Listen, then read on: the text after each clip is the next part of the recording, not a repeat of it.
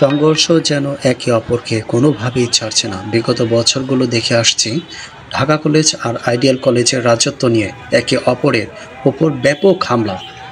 তারই ব্যতিক্রম আছে না। সেনাবাহিনীর তৎপরতা ও পুলিশের তৎপরতার মাধ্যমে মারামারি কিছুটা কমে আসে এবং সেনাবাহিনীর কঠোর নিরাপত্তার মাধ্যমে এটা দুইটা দলকে বিভক্ত করে একে অপরকে সরে যাওয়ার নির্দেশ দেওয়া হয়। আইডিয়াল কলেজের ভাষ্য অনুযায়ী তাদের কলেজের স্টুডেন্টের গায়ে হাত দিয়েছে ঢাকা কলেজের স্টুডেন্টরা এসে, এবং ঢাকা কলেজের ভাষ্য অনুযায়ী আইডিয়াল কলেজের স্টুডেন্টরা তাদের ধরে মার দিয়েছে।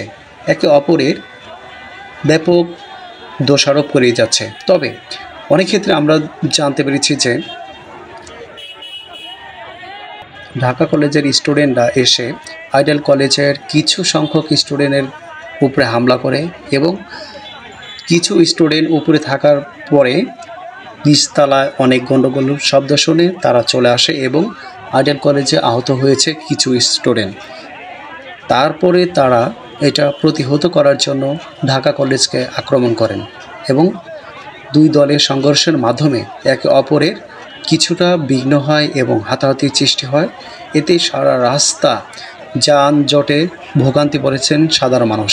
সেনাবাহিনী তৎপরতার মাধ্যমে যেন এক নীরবতা এবং তৎপরতার মাধ্যমে কিছুটা হলেও শান্তপ্রিয় হয়।